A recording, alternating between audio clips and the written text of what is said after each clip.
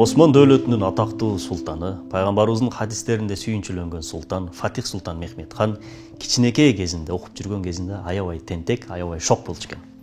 Мугалимдери аны тынчтандырайын дегенде дароо ушинчу экен. Билесиңерби, мен кимдин баласымын? Мен Осман дөөлөтүнүн султаны 2-Мураттын баласымын. Мага эч кимиңердин сөзүңөр өтпөйт дечкен. Анын эң жакын, эң биринчи устаты Ак Шамсуддин күндөрдүн биринде Фатих Султан Мехмет хандын атасы 2-Мураттын алдына барат. Султаным, кечиресиз, балаңыз аябай тентек. Шоктонот аябай. Эгер тарбиялайлы десек, мен султандын баласымын деп эч кимибизди укпайт, эч кимибизди көзүнө илбейт дейт. 2-Мурат Ак Шамсуддиндин кулагына бир нерселерди шуурайт. Ак Шамсуддин дароо чочуп кетет дагы, султаным, мен андай кыла албаймын дейт. 2-Мурат, сен кыла бер, калганын мага кой дейт. Эртеси күнү дагы сабак болуп аткан кезде Фатих Султан Мехмет хан кайрадан шоктонуп тентектик кылып баштайт. Ак Шамсуддин аны тынчтандырайын деген кезде, билесиңби, мен кимдин баласымын? Мен султандын баласымын деп дагы кыйкырып баштаган кезде эшик ачылат дагы, атасы 2-Мурат кирип келет. Ак Шамсуддин ордунан турат дагы, барып туруп Муратты жаактан ары бир чабат. Элестетип көрүңүз, Осман дөөлөтүнүн султаны баласынын көзүнчө 2-Муратты жаактан ары бир чабат дагы, эшикке чыгып тыкылдатып уруксат сурап анан кир. Ким болуп калдың сен деп кыйкырат. 2-Мурат кечирим сурап эшикке чыгып тыкылдатып кайрадан башын ийип, кечиресиз устаз, кирсек болобу деп сылык түрдө кайрадан кирет. Бул көрүнүштү көргөн Фатих Султан Мехмет хан ооз ачылып таң калып калат. Ишенген атам менин устазыман коркот экен дейт. Ооба, 2-Мурат ушул абалда устаздын улуулугун, ыйыктыгын, анын даражасынын бийиктигин көрсөтүп берген эле. Ошол күндөн баштап Фатих Ак Шамсуддинге аябай жакшы сый урмат кылып калган экен. Ассаламу алейкум, урматтуу достор, эжелер, агалар. Бүгүн Балам YouTube каналынын кезектеги чыгарылышы башталды. Сиздер менен билим берүүдөгү бала тарбиясы тууралуу сүйлөшөбүз. Бүгүн биздин студияда конокто билим берүү боюнча адис, англис тили боюнча тренер, шаарыбыздагы эң алдыңкы жеке мектептерде мугалим болуп эмгектенген Касымов Эсен мырза, кош келиптирсиз. Салам алейкум. Алейкум ассалам, кош келдик. Эсен мырза, бул билим берүү бир мамлекеттин, бир элдин, бир коомдун келечеги. Бала тарбиясы менен экөө айкалышкан кезде бунун маанилүүлүгү эки эсе көбөйөт, чоңойот, туурабы? Албетте. Азыр биздин шаарыбызда же мекенибизде, Кыргызстаныбызда билим берүү же болбосо ошол балдарыбыздын, окуучуларыбыздын айрыкча абалы, акыбалы, жагдайы кандай? Негизи азыркы учурда бүткүл эле адамзаттын, ар бир өлкөнүн, ошонун ичинен биздин дагы эң чоң маселе бул билим берүү болуш керек. Туура маселелер көп. Биз экономикадан дагы бул билим берүү маселеси өтө олуттуу маселе. Албетте бул маселеде проблемаларыбыз көп. Эмнеге дегенде, биз келечектеги башкаруучулар, Кыргызстандын келечеги. Эртең биздин келечегибиз баарыбыз ушул азыркы тарбияланып аткан, билим алып аткан муундардан түздөн-түз көз каранды. Ошондуктан бул маселени бир кезектеги бир маселе катары эмес, буну өтө ар бир адамдын ойлонушу керек болгон өтө олуттуу жагдай. Биздин убакта моундай бир азгыруучу нерселер, бир гаджет деп коебузбу, же бир ушундай бир нерселер жок болчу да. Биздин убакта азгыруучу бир ак кара бир телевизор болчу, болгон. Биз ошондой мезгилде мектеп бүтүп алдык, Кудайга шүгүр. Азыркылардын абалы кандай? Же гаджет менен мамилеси болсун, же болбосо социалдык тармактар. Балким бул окуучуларыбызга бир пайдалуу болуп атабы, же бир тескерисинче бир зыянын алып келип атабы? Бул эң азыркы билим берүүдөгү эң чоң маселе ушул гаджет маселеси да. Анткени сиз туура айтып өттүңүз, биздин убакта мүмкүнчүлүктөр жок болчу да. Интернет жок болчу, телефон, гаджеттер жок болчу, китептер деле аябай саналуу, мектеп берген китептен башка жок болчу да. Бирок ошондо болсо дагы биз окуганбыз, колубуздан келишинче окуганбыз, убактыбызды окууга катуу аракет кылганбыз, көп ийгиликтерди жараткан окуучулар көп эле болгон. Бирок азыр сыртынан карасаң жакшы, мындайчы. Азыр гаджеттер көп, интернет бар, ар бир окуучунун колунда телефон бар. Бирок тилекке каршы негизи бул нерсени биз жакшы, менин балам өнүгөт, ушундан жакшы билим алат, алдыга жылат, замандан артта калбайт деп ойлойбуз. Бирок чынында азыр билим берүүдө балдарды эң тоскоол ушул гаджет. Мен балама телефон алып берем, ал эмне кылсын? Сүйлөшсүн дейбиз. Бир нерсе болсо телефондон көрө калсын, интернеттен көрө калсын, замандан артта калбасын дейбиз. Бирок чынында эмне кылып атат? Азыр балдар окуучулар, көбүнчө окуучулар убакыттын көпчүлүгү TikTokто өтөт азыр. Карасаң TikTokто карайт. Андан же бир жанагындай билим бере турган тарбиялуу бир нерсе көрүп атат десең, ал жерде только бийлешип эле, бир прикол, эч бир пайдасы болбогон нерселерди эле азыр балдар ошону карап отурушат да азырчы. Дагы бир өтө бир оорчун маселе бул оюндар. Жана Free Fire деген чыккан, PUBG дегендер чыккан. Мектеп окуучулары чынында аларга мугалимдердин сүйлөп атканы, аларга берип атканы кызыктуу эмес. Мындайча айтканда, мындай кудум эле курсак ачып бирөө ресторанга барып, ал жерде тамак келип атат, ага барыр. Ал жөн эле ошол жердеги кашык менен ойноп отурган сыяктуу эле көрүнүштүү болуп атат да. Ошончо мектепке барат, эмгек кылат, мээнет кылат, атүгүл чыгым да кылат. Бирок негизги максаты болгон билим эмес. Бир айланасындагы эле бир азгыруучу убактылуу нерсе. Мектепке баргандан же болбосо ар бир өзүнүн, мисалы үчүн биз мына чоңдордун мисалы бир жумушубуз бар, же бир жака барам, бир мамлекетке барам деп кызыктыра турган бир жаңы максат ойлор бар да. Ошол сыяктуу эле балдарды кызыктырган нерсе, мен эртең игра ойнойм. Мен ушул уровеньге жетип калдым, мен ушуну кылышым керек. Мен тигини игранын ичинде тигини кылышым керек, мындай кылышым керек деген сыяктуу ушундай бир эмелер, ушундай бир баалуулуктар болуп калды да. Анда кандай биз TikTokко тыюу салышыбыз керекпи? Тыюу салыш керек деген, то есть ар бир ата эне ошол балдарыбыздын TikTok'торун өчүрүп, ошондой бир маалыматка умтулуусун чектешибиз керекпи? Кандай эмне кылсак болот? Мисалга айтайын, бир баланы бир комнатага киргизип, өспүрүм бала, акылы жеткен өспүрүм балага, мисалы телевизорго алдына телевизор койсок. Ал телевизордо бир каналда мультфильм болот, бир каналда жаңылыктар, бир каналда спорт, анан бир каналда музыка болот. Ушундай TikToктун эле бир каналы деп коелу. Анан ага айтсак, сен өзүңдүн каалаганыңды кыл, кайсы каалаган каналды көр десек, ал бала эмнени көрөт? Ал, конечно, жаңылыкты көрбөйт. Же биз сыяктуу мынтип билим берүү, мынтип талкуулап аткан бир эмени кечип укпайт. Ал бала өзүнүн жакканын кылат. Ал бирөө музыка угат, же эме кылат.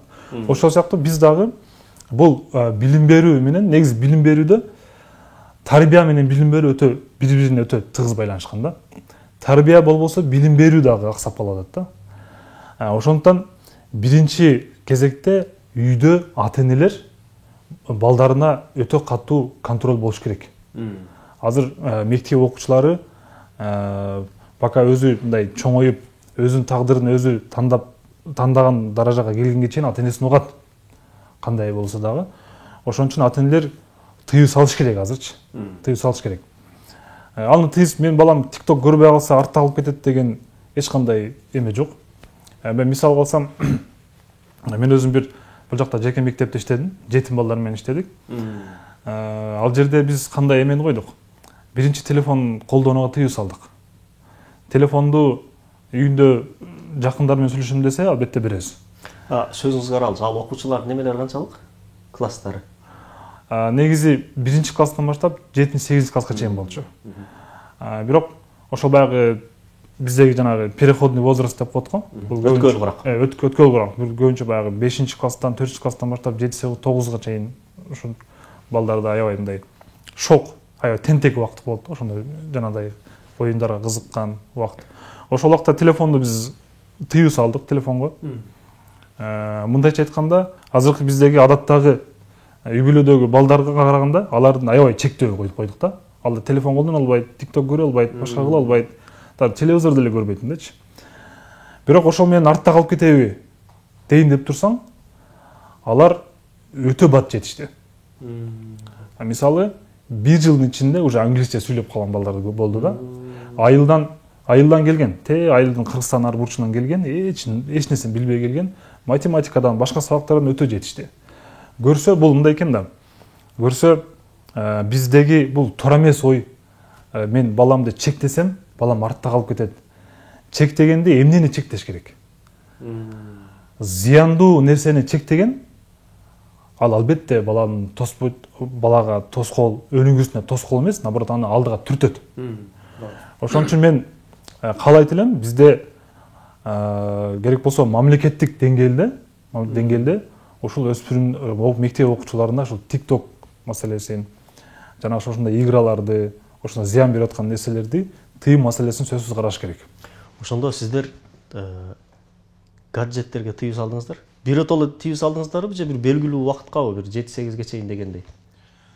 Негизи биз балдарга биринчиден бул гаджеттердин зыяндуулугун сөзсүз түшүндүрүш керек. Сөзсүз ал эмне үчүн акылмандуулугун, ал эмне үчүн бул негизи эмнеге чыгарылган, аны туура эмес колдосоң эмне болот.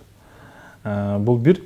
Экинчиден биз балдарга телефондорун бир убакта берет элек. Мисалы күнүнө. Кээ бирки даже күнүнө башында балдар күнүгө телефон сагынып, көнүп калганда телефон ушундай кылып жүрүштү. Бирок кийин даже ушундай абалга жетти, телефон кызыкпай турган болуп калды. Анткени баланын убактысы жок. Демек, үйрөтсө, тарбияласа болот экен. Тарбияса болот, албетте болот. Мисалы үчүн дагы мисал айтайын. Мындан 1-2 жыл мурун биз көлдө лагерь уюштурдук. Балдар тарбиялоого багытталган.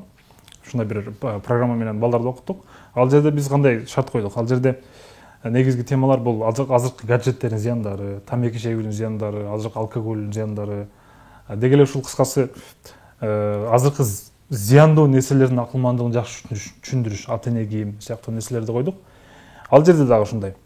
Балдарга график түзүп бергенбиз. Эртең менен шуну кыласың, муну кыласың. И телефон жок. Такыр жок. Такыр телефон жок. Балдар ата энесин сагынат. Бир күндө лагерде бир күнүнө 1 саат ата энеси менен сүйлөшөт. Эми баягы көнүп калган сразу эле телефондон мындай алыстап кетиш албетте оңой эмес. Башында телефон сагынып мындай кылып жүрдү. Бирок кийин байкадык, балдар уже телефонго эмес, алар уже алардын кызыгуусу уже башка нерселерге кетип калган. Алардын кызыгуусу ушул бир нерсени үйрөнүүгө, окууга кеткен да. Ал жерде англис тили болду. Ал жерде табиттүү тарбиялык жакшы сабактар болду. Биз даже ата-энелер, кээ бирки ата-энелер өздөрү таң калды да. 10 күндө баласы аябай өзгөргөн. Демек биз бул нерсени сөзсүз эле биз лагерде же бир жеке мектепте эмес, бул нерсени биз негизинде биз үйдө кылышыбыз керек муну. Бирок тилекке каршы азыр баарыбыз көрүп атабыз. Азыркы ушундай байыш керек деген заман болуп атпайбы азырчы? Аталар аякта иштейт, апалар деле иштейт. Иштеп отуруп балдарыбызга убактыбыз жок да биздин азырчы. Бул өтө бир чоң бир мындай ыйлай турган эле абал десем болот да. Мындайча айтканда биз балдарыбызды тарбиялабай эле багып калдык да. Же болбосо бала тарбиясы бул кийимин алып берип курсагын тойгузсоң ошол эле болду. Телефон алып бересиң, күндө мектепке жөнөтүп атканда акча берип коесуң, анан балам мен багып атам деп тарбиялап атам деп ойлойсуң, бирок негизи бул тарбия деген нерсе чынында өтө башка бир нерсе. Баланы тарбиялаш. Баланы тарбиялоо биринчи бул мектепке чейин үйдөн башталат. Үйдөн.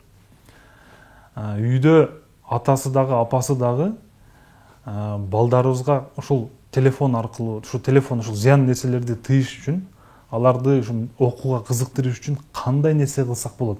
Ошону отуруп өз ара сүйлөшүш керек. Жөн эле кечинде чай ичип атканда, балабыз ушундай болуп атат. Биз кандай кылсак болот? Кандай чараларды көрсөк болот? Кел давай, ошон үчүн биз дагы мыналарды кылабыз. Кел биз дагы телефонду бир убакытка кылабыз. Кел китеп окуйбуз. Же кел ушундай сыяктуу.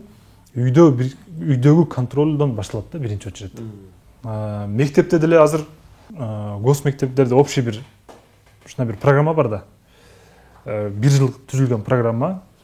Мугалимдер деле мындай карасаң, ошол программаны толтуруш керек. Эртең отчет бериш керек. Кагаз толтуруп, бизде кагазды аябай жакшы көрүшөт. Кагаз толтуруп эле муну кылыш керек, муну эми албетте бул керек нерсе.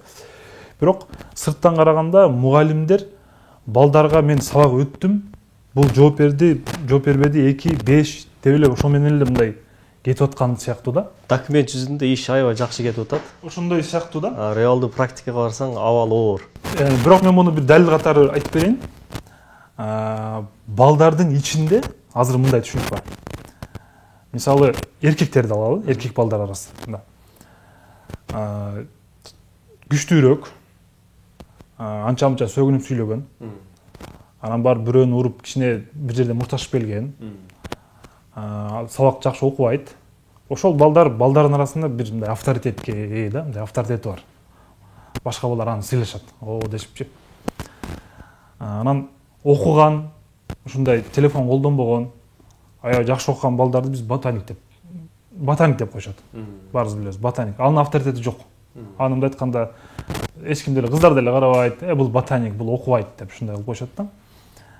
Бул баягы биздин мугалимдер, ата-энелер аралашпаган балдардын өзүнүн чөйрөсү да.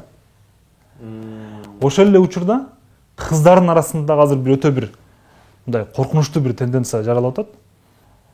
Тиктогу жок, жигити жок деп коесук болот. Эми бир аз чоңураак класстарда. Аябай жакшы окуган, көчөгө чыкпаган, ата-энесинин айтканынан чыкпаган кыздар ошон сыяктуу, жана ботаник сыяктуу бир авторитети жок сыяктуудай көрүнгөн бир ушундай нерсе жаралып атат да. Кайсы кыздар ушундай авторитет десе, эрте эле жигиттер менен сүйлөшүп баштаган, тиктокту активно колдонот. Ушундай жанагы жаштарга баягы нафсиге жаккан нерселерди өтө жакшы көргөзгөн кыздар, ошолор авторитет катары, ошолорду мындай баалап, анан алар жакшы кийинип, тегине кылып, мындай кылып, ошол нерселер авторитет болуп баратат да. Эсен мырза, эми ушул жерден суроо да, ооба. Биздин убакта деле баягы ботаник деген сөз бар болчу, аздыр көптүр. Баягы биз да мектепте жакшы окуп 5 алып калсак, булар ботаник жакшы окуйт деп мындай даражасы төмөн адам сыяктуу көрчү эле да. Бул нерсе каяктан пайда болду? Билим берүүдөн сырткаркы жанагы иш-чаралар бар го. Ошолорго дагы көбүрөөк баа берилип, ошонун приздери көп болушу, ошону уткандар дагы да бир авторитетке ээ болушу. Мисалы үчүн азыр кече жакында эле футбол болуп өттү мисалы. Жаштарга мисалы Месси, жанагы атактуу футболчулар, же баягы мушкерлер, мисалы Хабиб дагы ким дегендер, ошолор кумир аябай.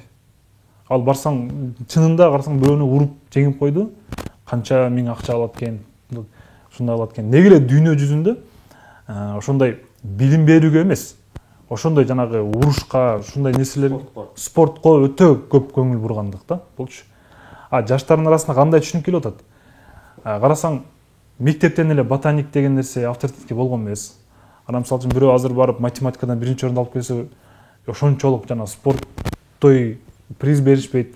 Улакта мисалы үчүн машиналарды байлар мисалы машина коюп атат, бирөө квартира коюп атат. Бирөө олимпиададан математикадан утуп келсе, бирөө квартира берген жок. Ал жаңылыктарга деле у деп чыкпайт. Бирөө бир жазып коет. То есть ошол нерсе бизге мындай ага спрос жок да, жаштарды кызыктыруучу нерсе жок. Бул биринчиден, экинчиден биздин ошол жанагыдай биз эмне менен чоңойдук? Биз кинолор менен чоңойдук. Батыштан келген кино сериалдар менен чоңойдук. Ал жерде көбүнчө жанагы мушташ, жанагы биз Ван Дам дагы эмне дегендер болчу эле го, Брюс Ли дегендер. Башкы каарман, ким каарман, ал бирөөнү өлтүрсө деле макул. Бирок ал главный өтө жакшы мушташат, ошого суктан эле отурчубуз. Туурабы? Ал бирөөнү акчасын алып койсо деле, ой, молодец депчи. Ошондон улам бизге кандай келген? Демек, ким авторитет? Ван Дамга окшош. Мушташкан авторитет. Ошондой нерселерден улам жаштардын арасында биз мугалимдер, ата-энелер дагы аралашпаган өзүнчө бир ушундай бир баалуулуктар пайда болуп калган да. Мындайча айтканда биз балдарды бир өзүнчө бир жерге камап алып эле, анын ичине кирип эле сырттан эле муну кылыш керек, анан жакшы окуш керек, анан таза жүрүш керек, мындай жүрүм турум жакшы болуш керек деп ушул нерсени айта беребиз. Бирок на самом деле балдар аны бирок чынында акыйкатта бирок балдар аны баалашпайт. Азыр жеке мектеп аябай көп болуп атат. Бул канчалык деңгээлде жакшы жаманын эл таразы элсинчи. Бирок могу мекенибизде кээ бирки чет мамлекеттен келген жеке мектептерде терс идеологияларды сиңирип коет да. Мисалы өткөндө бирөө айтат, атасына барып, атасы телефонун таппай атат экен үйүндө. Анан кызым келип айтып атат дейт. Иисустан сурасаңыз, Иисус таап берет телефонуңузду дейт. Кыргыз, мусулман. Атасы ай сайын же жылына бир канча миң доллар төлөп кызын окутат. Ушулар кандай дейсиз, ушуга кандай бир чара көрсөк болот? Ооба, албетте. Азыр жеке мектептер аябай көбөйүп атат азыр. Алар да арзан эмес. Сиз айткандай 6 миң доллар, 3 10 миң долларга чейин төлөгөндөр бар. Негизи ата энелер мен балам ал жерден иностранецтер менен жүрүп англисче үйрөнөт же жакшы окуйт деп берет да. Бирок тилекке каршы ошондой абалдар дагы азыр жок эмес. Кандай. Ошондуктан биринчиден балдарды мектепке берип атканда мугалимге карап бериш керек. Аны кандай мугалим окутат, ал кантип окутат, ал эмнени үйрөнөт, ошого карап туруп мектеп тандаш керек да. А негизи алар кандай кылган? Алар ошол чет жактан мугалимдерди жалдап келип, ал жерде бир мына англис, бул жерге кирсең Америка сыяктуу, англис, Европа сыяктуу бир атмосфераны түзүп койгон да. Бирок чынында башка сабактарды, математика, география болсун, башка мектептерде эле окутат. Бирдей эле окутат. Просто болгону иностранецтер бар. Анан англисче балдар таза сүйлөп чыгат. Бирок чынында англис тилин башка жактан деле үйрөнсө болот. Курстарга барып деле үйрөнүп алса болот. Ошондо даже кээ бирки жеке мектептерде математикадан башка сабактардан күчтүүрөөк, өтө күчтүү мугалимдерибиз бар биздин. Азыр жеке мектептер бул бизнес катары көрүлүп, мен канча кымбат төлөсөм, демек балам ошончо жакшы үйрөнөт деген бир түшүнүк келип калган да. Андан экинчиден кыргыз тилге аябай ал жерде аз көңүл бурулат. Кыргыз тили мындай расмий катары эле бир жумада биринчи окуу болсо, ал жака барган балдар бүт эле же англисче же орусча ушундай сүйлөп чыгышат да. Мен азыр кызым 4-чү класста окуп атат, жеке мектепте окуйт алда, кыргыз тилдүү мектепте. 1-чи класста окуп атканда мен орус тилдүү мектепке көргөм да. Анан карантин болуп калды. Карантинден майга чейин, бүткөнгө чейин онлайн сабак окуду. Бир жолу дагы кыргыз тил сабагы болбоду да. Анан азыр карасаң таң калыштуусу айрыкча могу кыргыздар, айрыкча биздин могу мусулмандар бүтүндөй эле балдарын орус мектепке берип атат да. Бала талим тарбияны биринчи кайсы тилде алса, ошол элдин менталитети, каада салты, үрп адаты, ишеними сиңет. Бул илимде далилденген. Вот мисалы 2005-жылдары биз жаңы Бишкекке келгенде сезчү элек ушул нерсени. Шаардык орус тилинде ойлонгон, орус мектептерди бүткөн бир кыргыз оштук, баткендик кыргызга караганда бул жерде турган славян элдерин дагы өзүнө жакыныраак көрөт да. Бул жерде мен дискриминация кылгым келбейт, бөлгүм келбейт. Бирок баары бир кыргызга кыргыз эң жакын болот да биринчи кезекте. Андан кийин кошуналар менен мамиле кылабыз. Азыркы күндө могу шаарыбызда дагы бир чоң көйгөй бар. Балдарыбыздын бүт баарысын орус тилинде окутуп атабыз. Кээ бирки достордун жанына барып туруп, баласы менен сүйлөшөйүн десең эле кыргызча түшүнбөйт, орусча айт дейт. Бул орусча окутканыбыз жакшыбы, кандай? Бул замандын талабы. Ушул нерсеге кандай карайсыз, адис катары? Негизи бул англис тили, орус тили, башка тилдерде эле негизи тил окутуш керек. Канча тил билсең ошончо адамсың деген хадис бар го. Ошол сыяктуу. Бирок бизде бул орус тили азыр бизге жаштардын арасында өзүнчө бир идеология айланып калган да. Сен орусча билсең, значит сен көп нерсени билесиң, сен жетишкенсиң, заманбапсың. Орусча билбесең сен артта калгансың депчи. Бизде айрыкча могул башка региондон келгендер орусча жакшы сүйлөй албагандыгы үчүн кысылып, уялып, биздин убакытта эле ушундай болду. Бирок бул неден келип атат? Ата энелер мен баламды орус класска берем, балам кыргыз класска берсем артта калат деген бир ушундай бир өтө туура эмес бир орой, стереотип бир түшүнүк бар да. Бирок кайсы тилде окусаң, ошол тилдин, ошол элдин маданиятын, ошол элдин баалуулуктары менен чоңойсуң. Бул талашсыз. Экинчиден, азыркы заманда жанагыдай айтып өткөндөй, ушундай гаджеттер, интернет мүмкүнчүлүктөр көп заманда, эгер биздин балабызды орус класска кылбай койсок, бербей койсок, балабыз орусча билбей калат деген бул өтө туура эмес. Орусча үйрөнүш керек деген маселе менен ора болгон учурда, өзүбүздүн чыныгы баалуулуктарыбыз калып кетип атат. Биздин жаштарыбыз мисалы үчүн азыр Касым Тыныстанов дегенди биз окуп, кичине окудук. Бирок мондой азыркыдай көрүнүш менен кете турган болсо, эртең билбей деле калат. Биз бир тарых болгон билбей деле калат. Биз славяндарданбыз дегендей бир ошондой биздин аталарыбыз ким болгон, биздин салтыбыз кандай, биз кимдин урпагыбыз деген сыяктуу маселелер кийин ал жанагыдай маанисиз эле болуп калат да. Ошондуктан сөзсүз азыр биз өзүбүздүн ошол балалыктарыбызды сакташ үчүн, үйрөтүш үчүн балдарыбызды кыргызча окутушубуз керек. Орус тилин, англис тилин, башка тилин үйрөнүп алат. Шаарда эле болсо, айылда деле азыр мисалы телефон бар, ал эч неме эмес.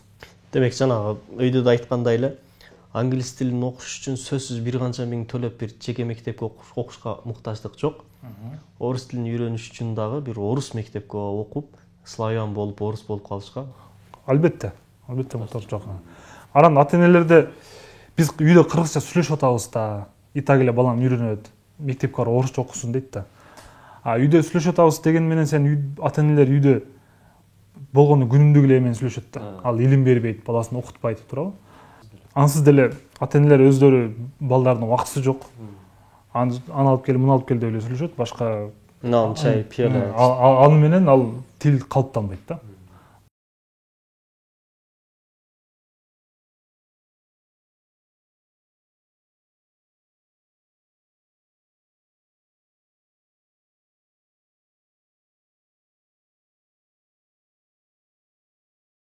Чоң рахмат, Эсен мырза, жакшы маек болду. Азыркы күндө дагы бир көйгөй бар. Өткөндө мен кызым окуган мектептеги эжей айтат, көбүнчө эле мектепке берген окуучулардын апалары жалгыз бой энелер дейт. Үйдө да аял тарбиялап атат, мектепке барса мектепте да аял тарбиялап атат. Негизи тарбиянын булагы эне. Бирок бүткүл жакта эле биздин эркек балдарды, келечектеги мекенин коргогон азамат жигиттерди аялдар тарбиялап атат да. Бул нормалдуу эле көрүнүшпү? Биз жөн эле чочулап атабызбы же бул келечекте бир көйгөйбү? Бул нормалдуу көрүнүш эмес, албетте. Негизи үй бүлөдө бул бала тарбияда болсун, мектепте болсун, эркек адамдын, агайдын, атанын ролу өтө чоң. Тарыхта биздин баатыр аталарыбызды, эл башкаруучуларды, буларды аталар башкарган. Аталар башкарганда дагы аларды атайын агай жалдап, ошолорго жеке окуткан. Жеке. Аял адам табиятынан назик болгондугу үчүн баласын армияга деле жибергиси келбейт. Согуш болсо баласы барбай койсо деле макул. Ушу анын кучагында эле отурса. Бул эми энелик сезим, табият.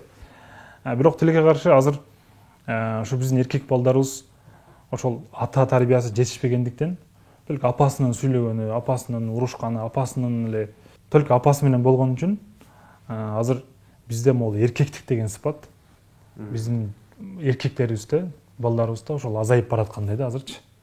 Тем более азыр ар кандай жанагыдай батыштан келген ЛГБТ антаяк бияктарын көрүп аткан кезде бул нерсе өтө мындай өрүшүп атат бул нерсе.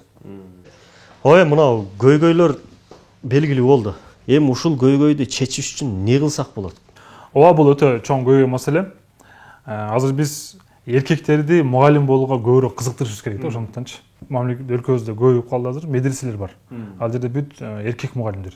Балдарыбызды ошо медреселерге берсек болот. Ал жерде аябай жакшы тарбия алып чыгышат да. Медресеге берсек дегенде бул окуучу да. Мектептен чыгарып медресеге берип коюшпу кандай? Жок, бул албетте баланы мектептен чыгарып деген бул туура эмес. Бул кошумча. Биз ошол мектептен сырткаркы убакытта эле медреселерге жиберип турсак жакшы да. Ошол жака барып 1 саат болсун, 2 саат болсун барып келсе дагы, ал жерде ошол агайлар менен эркек киши тарбиялайт. Эркек киши тарбиялайт, ооба. Эми Эсен мырза, сиз жогоруда айтып өттүк, билим берүүдөгү адис англис тили боюнча тренер деп. Негизинен сиздин ошол кесиптик ишиңиз, эмгегиңиз ушул англис тили жаатында көбүрөөк болду окшойт да, адашпасам. Ооба. Азыр англис тилин балдарга канча жашынан баштап үйрөтүп баштаса жакшы болот? Деги эле кайсы методикаларды колдонсок болот? Ошол боюнча эмне сунуштайсыз? Негизи баланы англисче үйрөнүш үчүн баланы кичинекейинен баштаган жакшы. Баланы бизде 1-класстан баштап эле үйрөтсө, бала ошондон бат үйрөнөт да. Анткени кичинекей балдар негизи тилди бат үйрөнөт. Ошого жаштайынан баштаган жакшы. Баарыбызга белгилүү, сиз окур менен окуу борборунда англис тилин үйрөтөсүз. Англис тилин үйрөтүүдө сиз кандай методикаларды, усулду, ыкмаларды колдоносуз? Англис тилди үйрөтүүдө мен методикам өзүнүн автордук методикам, жеке методикам. Бул грамматиканы кыска убакытта оңой жол менен түшүндүрүү жана балдарды практика менен үйрөтүү. Азыр бир аз ушул көйгөйгө токтолуп кетейин. Азыр бизде мында стандартный методика бар да, көп жерде. Ошол көбүнчө эле балдарды ошо грамматика менен кечке окутуп эле баягы тажа тийишкен да. Англис тили боюнча филолог кылып тарбиялашат. Грамматика жаттап алат, мисалы present continuous simple деп жаттап алган, бирок практика жок, сүйлөө жок. Ошол эле учурда бир кээинки курстар бар. Жалаң гана практика кылам, мен грамматика үйрөтпөйм дегендер бар. Анын да өзүнчө минусу бар. Ал жерде ал бала бат үйрөнө албайт. Ал жака канча катташ керек, канча барыш керек, натыйжада бирок ал акчасын ала берет. Ошондуктан менин методикам грамматиканы да үйрөтөм, бирок өтө жеңил. Өтө жеңил, түшүнүктүү, керектүү гана нерселер, андан кийин практика. Сөз жаттоо боюнча дагы эң чоң көйгөй бул сөз жаттоо. Мен методикам менен бир күндө 50дөн 100ге чейин сөз жаттаса болот. Кантип? Ооба, биз азыр окуурмен окуу борборунда ушул методика менен окутуп атабыз. Эгер сиз үйрөнүм десеңиз, келсеңиз, буюрса батыл үйрөтөбүз. Эсен мырза, азыр көрсөткүч боюнча окуучулардын, балдардын билим деңгээли мурдага караганда бир аз төмөнүрөөк. Мындай токотер себеби эмне үчүн? Эмне үчүн биз жаман окутабыз? Эмне үчүн балдарыбыз начарыраак окутат? Так, эң негизги себеби бул биз ата-энелер болсун, мугалимдер болсун, балага ар бир предметтин акылмандуулугун түшүндүрбөйт экенбиз да. Жөн эле ал эмне үчүн окут, бул мага эмнеге керек? Бала билбей эле окуш керек деп кыйнай берген сыяктуу да. Ошого мисалы үчүн биз математиканы эмне үчүн керек? Тарых мисалы үчүн эмне үчүн окуш керек? Эгер ушундай предметтердин акылмандуулуктарын түшүндүрүп койсо, негизи балдар өздөрү кызыгып эле окуйт. Экинчиден, мугалимдер менен окуучулардын ортосунда диалог жок. Жана айтып өткөндөй эле мугалимдер өздөрү эле бул жакта бир эрежелер түзүп алып эле жакшы окуш керек, муну кылыш керек деп балдарга айтып берет. А балдар өзүнүн ичинде мындай калыптанып калган түшүнүктөр бар. Биз балдардын ичине кирбейбиз да. Сырттан эле карап айтып аткан сыяктуу. Ошо балдардын ичине кирип, жана ботаник балдарды менен жанагы берки жанагы авторитет балдар болуп, ошонун местасын алмаштырып коюш керек да. Ботаник балдарды, аларды аябай мактап, аларга приздерди берип, аларга ушундай бир мамлекеттик деңгээлде жакшы окугандарды биз эме кылып чыксак, бир көтөрмөлөсөк, балдар дагы демек мен жакшы окушум керек экен, мен деп ошого кызыгат да. Ушул эң чоң маселе ошол. Урматтуу эжелер, агалар, достор, ушуну менен биздин маегибиз соңуна чыкты. Сиздер үчүн пайдалуу бир баалуу маек болду деп ниеттенебиз. Көңүл бурганыңыздар үчүн чоң рахмат. Силерге да рахмат чакырганыңыз үчүн.